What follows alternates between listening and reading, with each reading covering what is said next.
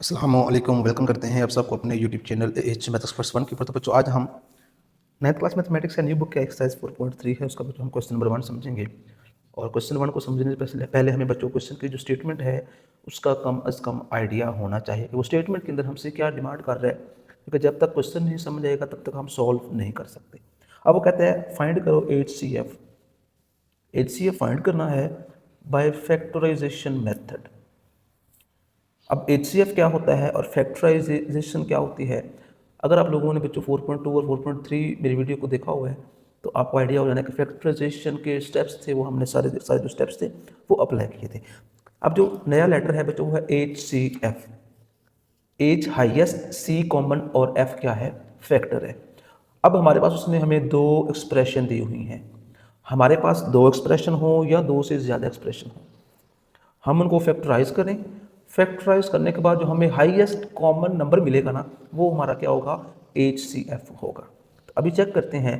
पहला बच्चों मेरे पास लिखा हुआ है 21x² और साथ में क्या है, y है। तो बच्चों इसके हम फैक्टर फाइंड करते हैं।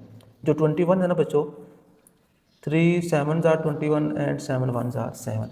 तो 21 के जो फैक्टर बनते हैं, एक बनता है 3 और एक बनता है 7।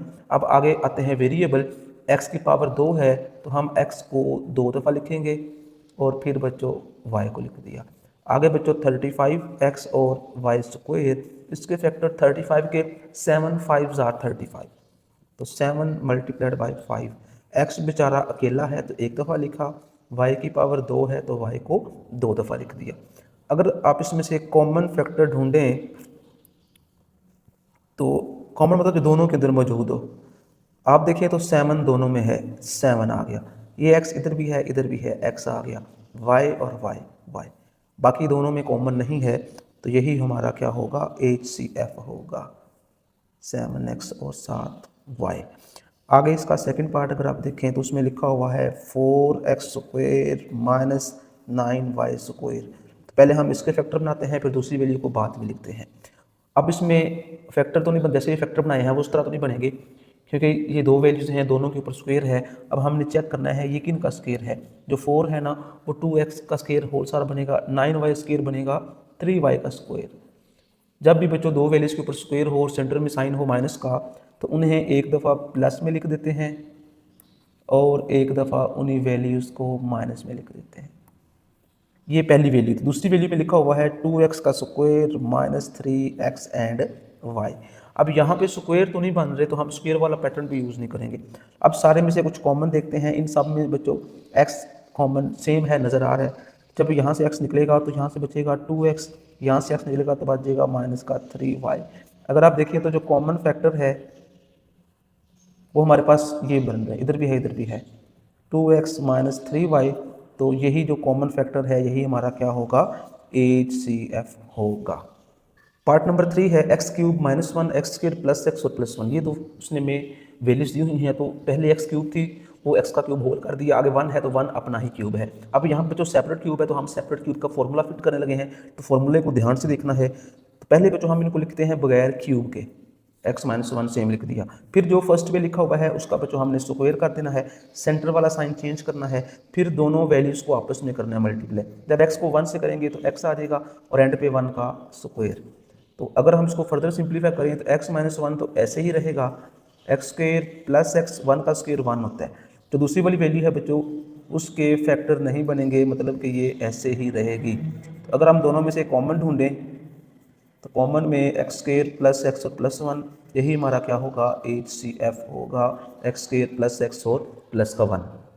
आगे हमारे पास पार्ट नंबर 4 जिसकी मैंने एक वैल्यू पुट कर दी है। इनमें से सारे में से अगर हम कॉमन देखें तो सब में बच्चों a सब के अंदर मौजूद है। तो यहाँ पे a3 है, मैंने एक a निकाला तो बच्चों मुझे मिलेगा a²। यहाँ पे 2a समझ लें, a के बाहर है तो 2a सिंपल, ये वाला a कट गया तो -3। आगे हम इसको फैक्टराइजेशन फॉर्म में लेके जाएंगे क्योंकि ये तो स्क्वायर है, ये स्क्वायर नहीं बन रहा। a को बाहर रखा, इसके साथ कोफिशिएंट कुछ ना हो तो 1 लगा सकते हैं। अगर मैं इस 1 को इस 3 से करता हूँ ना मल्टीप्लाई तो मुझे 3 मिलेगा। अब 3 1s आर 3, अगर मैं +3 रखूँ और रखूँ -2, 3 में से 1 गया तो 2 बचेगा। 3 को 1 से ज़रब किया तो माइनस का 3, मतलब कि a² plus 3a minus a और माइनस का 3। अब पीस वाइज कॉमन निकालते हैं। पहले दोनों में से मुझे ए कॉमन मिलेगा। जब इन दोनों में से ए निकलेगा तो यहाँ बचेगा ए प्लस 3।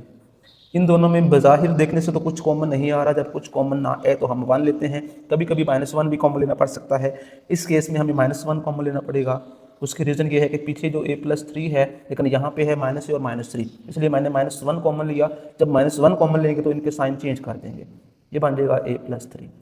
अब जब हम पीस वाइज कॉमन निकालते हैं, हमारा क्वेश्चन ठीक होने की निशानी होती है एक दफ़ा कॉमन लेने के बाद 2 नंबर सेम नज़र आ रहे होते हैं। तो सेम है उसको आप अगेन कॉमन में लिख दो, तो यहाँ से a मिलेगा, यहाँ से -1 और बाहर क्या लिखा हुआ था, a लिखा हुआ था। a तो ये वैल्यू बनी हुई है। जो दूसरी है 2a³ प्लस का 5a² माइनस का 3a। सिमिलरली इसमें से भी a कॉमन आ जाएगा। बाकी यहाँ बचेगा 2a² प्लस 5a और माइनस का 3। 3 2s are 6, 3 मल्टीप्लाई 2 भी 6 होता है, 6 मल्टीप्लाई 1 भी कितना होता है, 6 होता है। हमें चाहिए बच्चों -6। अगर ये दोनों प्लस के होंगे तो +6 आएगा। अगर एक प्लस का होगा और एक माइनस का होगा तो ये -6 आएगा। मुझे चाहिए -6, तो मैं नीचे वाले फैक्टर को सिलेक्ट करूँगा। मतलब ये हुआ a बाहर है, 2a² plus 6a minus a और माइनस का 3। अब इनमें से पीस वाइज कॉमन निकालते हैं। ये वाला a बाहर है, इन दोनों में से 2a कॉमन, तो यहाँ से a+3। इनमें से -1 कॉमन, तो a+3। और ये जो a साइड पे है उसको साइड पे ही रखा हुआ है। ये a वैसे ही रहा। इन दोनों में से a+3 कॉमन आ गया और बाकी मुझे मिल गया 2a-1।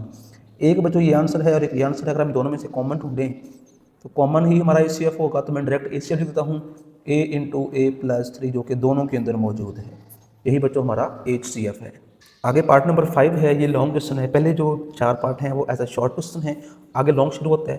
पहले बच्चों इसके फैक्टर बनाएंगे, फिर इसके और एंड पे इस वैल्यू के। तो पहले है बच्चों t² प्लस 3t और माइनस का 4। इसका कोएफिशिएंट 1 है, 4 1s are 4, मतलब कि अगर हम 4 को 1 से करते हैं तो 4 आएगा, और अगर हम +4 और -1 करेंगे तो 3 भी बनेगा। तो ये फैक्टर बन जाएंगे t² plus 4t minus t और माइनस का 4। पहले दोनों में से t कॉमन आ गया, बाकी बच्चों बचा t+4। इन दोनों में से -1 कॉमन लेंगे तो t+4। इन दोनों में से अगेन t+4 बच्चों कॉमन में लिख दिया मैंने, बाकी मुझे मिल गया t-1। एक ही से के फैक्टर हो गए हैं। अब दूसरे के फैक्टर बनाते हैं बच्चों, t² प्लस का 5t और प्लस का 4। इन्हें भी करेंगे तो बच्चों इधर 1 लगा लेते हैं, 4 1s are 4।